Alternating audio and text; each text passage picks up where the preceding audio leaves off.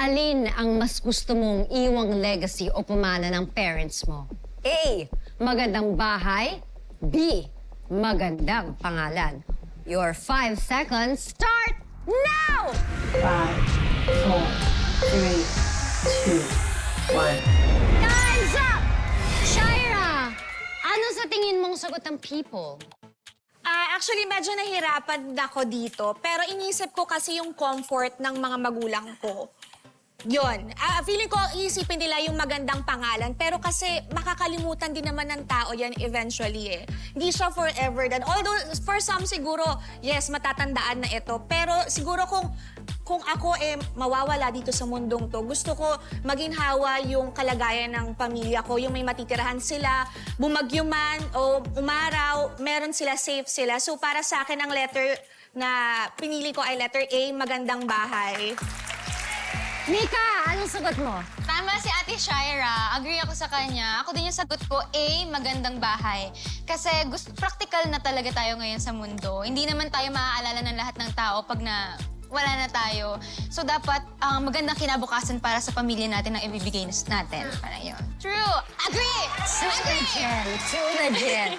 But before we reveal the answer, let's hear it from Sean. Sean, ikaw, anong nafe-feel mo sa sagot na yun? Ako, parang ako, magandang bahay na dapat nakapangalan sa'yo. Ayun na nga. Diba? Miss Janina Chan.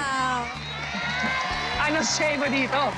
Para sa akin, magandang pangalan because reputation and branding is everything. Pero, no, but totoo lang. Kasi pag maganda ang pangalan mo, ibig sabihin, maganda ang values mo, maganda ang upbringing mo. Yes. At dahil dyan, magkakaroon ka ng magandang bahay. Kasi ikaw mismo ang magsusumikap na maging matagumpay sa buhay. Di ba? Celebrity James, anong say mo dito? Magkaiba kami. Ang gusto ko magandang bahay. Tinry ko isang lahi yung pangalan ko sa bangko, hindi tinanggap. Mas tinatanggap sa bangko yung bahay. Kaya bahay tayo! Bahay! Bahay! Ay! Pero ito, curious akong malaman kung ano ba ang sagot ng people. Heart?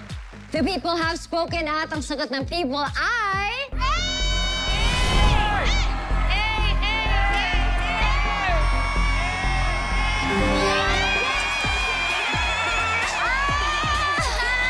Mas gusto ng people ang bahay! Tama silang pareho! Congratulations! Tapos na tayo sa round 1 at eto na ang scores. Leading pa rin ang Team Mick Will with 70 points habang nakahabol ang Team Ed Shai with 60 points.